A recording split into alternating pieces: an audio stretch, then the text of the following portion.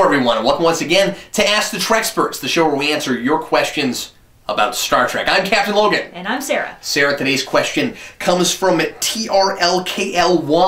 I'm not sure if it's just those letters or Turlkly, and if it was that, it would be like they came from the fifth dimension, right? It's kind of mixel-plicky. Yeah, don't say it backwards. He might disappear. Oh, okay. And this person wanted us to review something very obscure. Yeah. And we've been, this has been in the queue for months, and I keep meaning to sit down and show you this thing. And finally we've done it, and what we're reviewing today is a PC game, but more specifically, an interactive movie, as it says on the box, called Star Trek Borg. And this was from 1996. It was available on Windows 95. It was available on Mac, which is how I played it. Believe it or not, I actually just had this laying around. And of course you did. Yeah, and no, I did not go out and buy this. I still had it. But we didn't actually sit down and play through the game. Somebody kindly put all of the scenes together, and you can't even call them cutscenes, because it really is just an episode with a few playable parts here and there. And by playable, I mean you point or you memorize some numbers and you click some things and you make a decision or you remember a code or something. Yeah, and so we'll provide the link below. You can watch this, and I would say it's pretty watchable without even trying to play it. Absolutely. I enjoyed it. I'd never heard of the thing, and even without having, I think it actually was better not having to pause and make decisions, where I just watched it as an episode of something, pretty much. I remember when I tried to watch it, or when I tried to play it when I was a kid, it was a little bit frustrating, partly because I don't think my computer really had the processing speed or the video card to really run it all that well. Yeah. So it took forever to catch up in places. It would glitch up and stuff, and so that was kind of irritating. Imagine trying to watch a low-quality TNG episode constantly buffering. It was like that. Ouch. And also, if there was a place where you weren't real sure what you were supposed to do, it would be really frustrating because all you'd want is to see the next part that happens in the episode. Yeah. So premise-wise, it's about Q, and really what's worth watching about this is John Delancey, I'd say, is the biggest reason to watch it. And he will probably be the only person that you will recognize when you see this. It's a bunch of random no-name actors, but basically the idea is that there's this cadet in like present day, who is you, and the whole thing is from the first person perspective. There's a cadet who is in basically present day Star Trek. Who gets sent 10 years prior to that to Wolf 359, and by Q, because Q likes to meddle in things, and it's the Borg, and basically you're there to try to save your father and his ship, the USS Righteous, from being destroyed at Wolf 359, and then that's pretty much your mission. How old were you when your father was killed? 9, 10 years old, and you're still not over it? Perhaps I should introduce myself. I imagine you've heard of me, though, Q. It's short for Q. It was I, you know, who introduced Picard to the Borg, and it's because of me that 10 years ago the Borg came to Wolf 359 and found that fleet of ships and found your father and killed them all. At 0800 hours during the Battle of Wolf 359, the USS Righteous, such a noble name, Righteous, was hit by an unknown Borg weapons discharge and vaporized. Vaporized. Whew. No trace. Nothing to bury, nothing to mourn. The Borg took it all away from you in an instant. I understand your desire for justice. They don't, though, do they? But I do. You know, you have a vengeance wish against the Borg because they killed your father, and you go back and you try to stop that from happening. That's pretty much the premise. It's a pretty simple premise, and it's Borg and it's time travel. And it's Q, so of course every Trekkie should like it, right?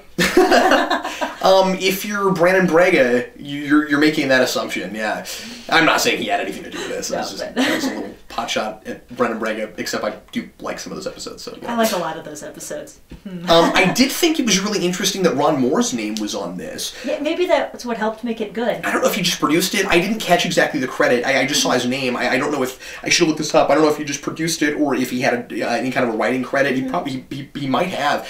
The script is surprisingly good. It was, yeah. It was a lot of fun. Some implausible things in there, but overall, just it was fun, and especially for being what it was, a sort of video game-esque, interactive, choose your own adventure, but with only one path sort of episode. I mean, right. It was just, it's such a weird thing, and you wouldn't figure it'd be good, but it was. If you actually play it and you go into it thinking it's a video game, you're going to be disappointed. But you shouldn't think it's a video game because it doesn't even profess to be that, which I really appreciate. You know, again, the box says interactive movie, and the thing is, if you collect all the scenes together and you cut out all the playing parts, it is precisely the length of a TNG episode. Yeah. Which I thought was really kind of interesting. I mean, that's how much they shot. It's how long an episode is. I was surprised at how much there was and how long it was. Oh, really? Yeah. But you thought it would be shorter? I thought it'd be shorter. Well, you know, I mean, I was thinking more video game than interactive movie, you know, when I first where you were just watching cutscenes. Yeah, where I was just watching cutscenes and it kept going. I was like, wow, this is actually involved and there's a whole plot here. Yeah, there's actually a story. Yeah. And it's not a terrible story. Like you said, it's kind of implausible, and we can get into it just a little bit. The thing aesthetically that took me out from the very get-go, you know what I'm going to say, is that the whole thing is, once you go back in time, the whole thing is supposed to be on an Excelsior-class ship during Wolf 359, and it's all Voyager sets. Yeah. Yeah. And that was weird in my brain. I would say that I wouldn't have noticed that nearly as much, just because I'm not a ship person, really. I mean, if I'd been looking for it, I would have known that was Voyager sets, probably, maybe. But the view... You didn't take one look at that bridge and go, oh, that's a redress of Voyager? Well, you pointed it out too quick for one. Oh, okay. But I mean, even the way it's lit and everything, I'm just like, it's not even lit like TNG, you know what I mean? My problem was the uniforms. Okay. So, if you go around seeing Voyager uniforms, you're thinking Voyager. I mean, you're not thinking TNG era. Yeah, and that was my thing. Yeah, their DS9 and Voyager episodes, they're flipped. So you've got the color on top, and the majority of it's black. Whereas in TNG, it was flipped because it was a more colorful show. Yeah. And as we went on into DS9 and Voyager, we were kind of darkening things up a little bit. Yeah. Yeah, and so that for me is what took me out. Whereas, like, it doesn't really feel like Wolf 359, but you know. That's a little nitpicky, I think. No, well, and it's okay because that's what they had to work with. They probably had already dismantled the TNG set by that point. What I kept thinking was, it's too bad, because this came out in '96, okay? Yeah. This would have been during the second or third season of Voyager, depending on the precise release date. And what I kept thinking was, it's really a shame that they couldn't have somehow set this up to be shot around the same time as Flashback. Yeah. Because Flashback, they actually rebuilt some Excelsior sets. For those of you that know what I'm talking about, that's the episode where George Takei came in and they had Sulu on Voyager in a mind meld. I think maybe we reviewed it. I forget. Yeah, and Tuvok had to go back in time, sort of, kind of. Through a mind meld. Through a mind meld. Yeah. Yeah. And they had Excelsior sets in that. Yeah. And it's ironic because it is Voyager, you know? And when I say sets, I don't mean just the bridge. I mean, they had, like, Sulu had quarters, and I mean, there was like a mess hall or something. I forget now. But I mean, there were some different things.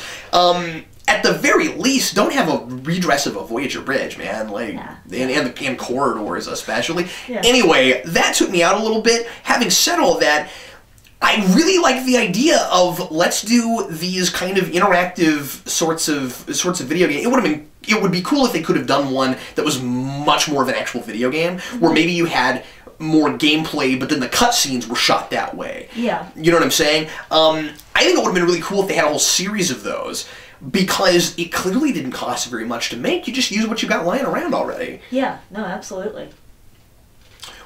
So we'll just briefly talk story, and a lot of why we're doing this, besides the fact that the question was asked, was to even tell people about it in case you didn't know. Yeah. Like I said, it's right there in the link. Watch it; it's kind of fun. Yeah, like I had never heard of this thing before, So. But we'll very briefly touch on the plot a little bit, and just some of the plot elements. I thought it was odd that you, the first person, because it's weird, the whole thing's from the first person, your character, the protagonist, is a random made-up species. Well, the body that he gets transported into by Q back in time is a random species. Okay, so I guess that's nice. So his father is human. His father's human, yes. So that's right. Yeah. Okay, good point. So no, good point. There's a security officer on the ship 10 years ago who's supposed to die really early on at Wolf 359, and so he transports into his body just as he's supposed to have died.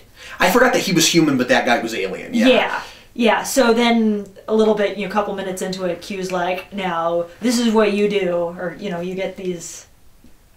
you get some really exposition type comments where this is what species you are, and this is what you get to do. And it was sort of like, and here's that cool species quirk that you have to have because you're a Star Trek species. Yeah, he gets to go into a pain trance or something like that. Mm-hmm. Yeah, that allows him to kind of observe. He goes into this trance and he's able to do like a simple task. Yeah, but he blocks out all the pain, so he doesn't. So he can actually keep doing what he was doing, even though he's in pain and should be unconscious. And he ends up using that to become Borgified later. It's kind of weird. Yeah. I'd say... Like he does that on purpose. Yeah. So there's lots of stuff that he does on the ship, and lots of twists and turns, and he ends up with an away team on a Borg ship, where he ends up turning Borg, but he doesn't become part of the collective. Because of this trance. Because he was in the trance at the time that he became Borg.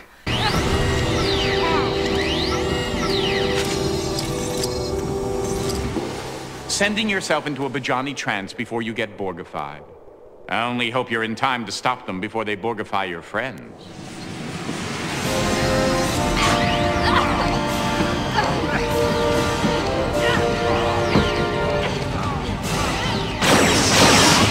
And so I think that's a little bit implausible, but I thought it was. I think that was the most implausible thing about that episode, was the whole the you character being Borg. That, I don't know. Everything else really, I thought, worked. And another somewhat implausible thing was I think, just because it's not explained well enough, is why Q cares about this kid in the first place. That was a little bit odd to me. See, I could just take it. It seems take like such a minor thing, just because it's Q. Just because it's Q. Who knows what Q does in his off time? The only time we see him is when he bothers Picard, but that's because Picard's the main character of the show we're watching. Yeah. Or the other captains or whatever. But, I mean... Who knows? I mean, there are seasons between times that we get to see him, so that's right. Who knows what he's doing? He could be going around to other people in the Federation.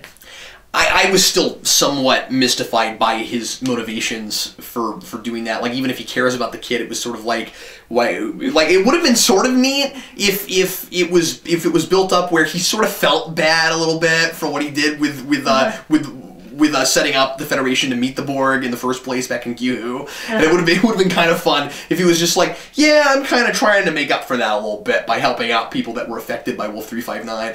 Yeah. But other than that, you're right. I mean, Q is kind of impish. You don't always know what his deal is. So that could have been his good deed of the week. Helping the kid recover his dad. Overall, I was really surprised by it. I mean, it's not the best thing I've ever seen, obviously, but for what it is, it was surprising that it was watchable. Yeah. I mean, we reviewed a Voyager episode last time on the show that you couldn't even get through, and this thing, you had no problem watching. This thing had a plot. I cared about people. Yeah, I mean, Even if none of the acting was good, except for Delancey.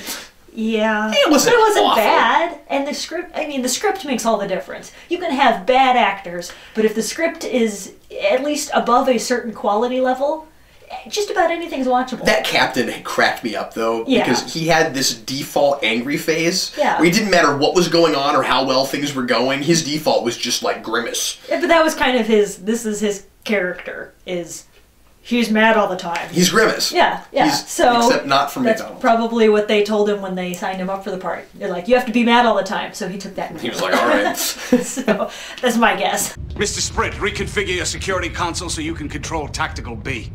Then meet me down at the computer core. I want to secure this ship in case the Borg try and board us again.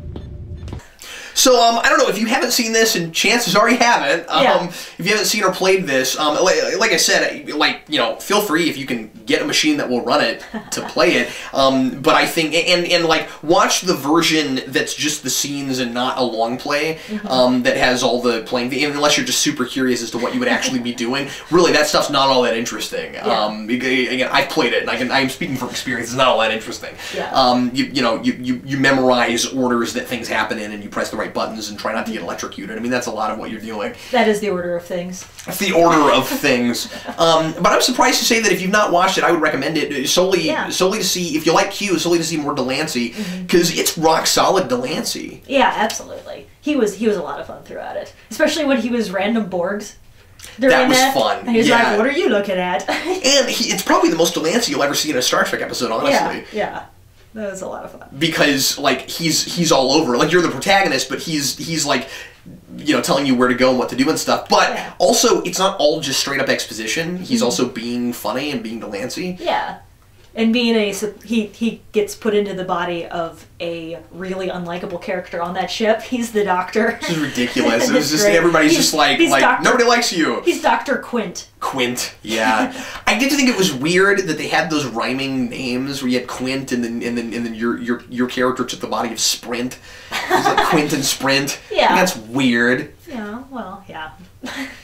But Q had to jump into a guy that had a Q name. That was kind of funny. Yeah.